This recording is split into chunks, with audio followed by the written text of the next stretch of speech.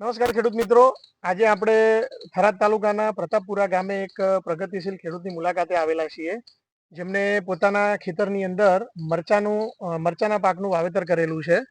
અને આપણે હવે એમની જોડેથી જાણીશું કે એમને પોતાના મરચાના પાકની અંદર કોરોમંડલ કંપનીના કયા ખાતરનો ઉપયોગ કર્યો છે અને કેવી રીતે કર્યો છે અને એનાથી એમને શું ફાયદો જોવા મળ્યો.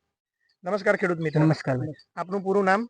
ચૌધરી દિનેશભાઈ વાલાભાઈ, ગામ પ્રતાપપુરા, તાલુકો વાવ, જિલ્લો બનાસકાંઠા. ઓકે, તો દિનેશભાઈ આપણો મોબાઈલ નંબર 78 6 18 15 3 62. ઓકે દિનેશભાઈ, આપણે જે તમારા મરચાના ખેતરમાં આપણે ઉભા છીએ, બરાબર છે, તો સૌપ્રથમ તમે એ જણાવો કે એની અંદર આપણે કોરોમંડલ કંપનીના કયા પ્રોડક્ટનો, કયા ખાતરનો ઉપયોગ કરેલો છે? ખાતર ગ્રેડ 1 અને ગ્રેડ 2 નો ઉપયોગ કરેલો છે. જે આપણે અહીંયા જોઈ શકીએ છીએ, ગ્રોમોર પિટસોલ સોલેનેસી ગ્રેડ 1 અને 2 નો આપણે ઉપયોગ કરેલો છે. ઓકે, તો દિનેશભાઈ, આપણે જે ગ્રેડ 1 અને ગ્રેડ 2 નો તમે જે ઉપયોગ કર્યો, એની ભલામણ તમને કેવી રીતે કરવામાં આવી હતી, બરાબર?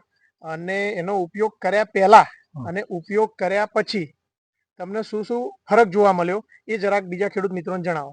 ગ્રેડ 1 જ્યારે ફૂલ ના આવે ને આપણે ત્યારે ગ્રેડ 1 ચલાવવાનો, એટલે ફ્લાવરિંગ ચાલુ ખોરાય અને બે દિવસે ચાલુ કરવા ગ્રેડ 1 આપવાનું.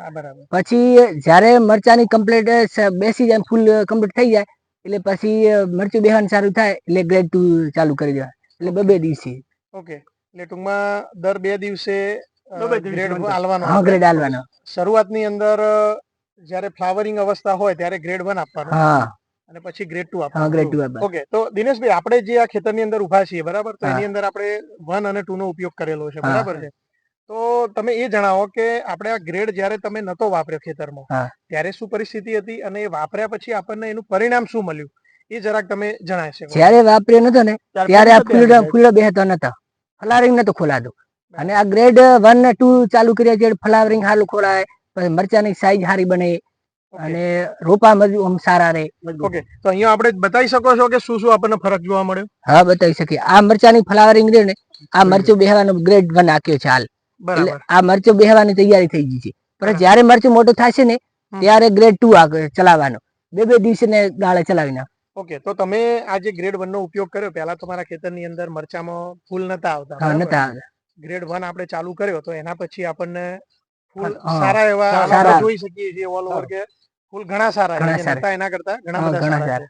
તો અને એના પછી આપણે ગ્રેડ 2 ચલાવ્યો છે, જેથી આપણે મરચાની સાઈઝ બનાવો. તો આ જે ઓલ ઓવર દિનેશભાઈ તમે ગ્રેડ 1 અને ગ્રેડ 2 નો જે તમારા ખેતરની અંદર ઉપયોગ કર્યો, તો પૂરેપૂરો તમને એનો સંતોષ છે કે ભાઈ આ વાપરવાથી જ અમને ફાયદો છે? સંતોષ, પૂરો સંતોષ છે અમને. ઓકે, તમે કેટલા પહેલું વર્ષ જ છે મરચાનું? હા, પહેલું વર્ષ.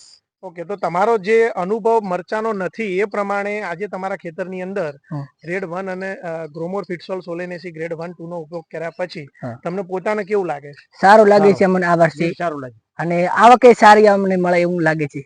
ઓકે, અને બીજા ખેડૂત મિત્રોને આપણે આની ભલામણ કરવી હોય? હા, કરી શકે કે ગ્રેડ 1 અને ગ્રેડ 2 ચલાવવાથી ઘણા ફાયદા થાય છે.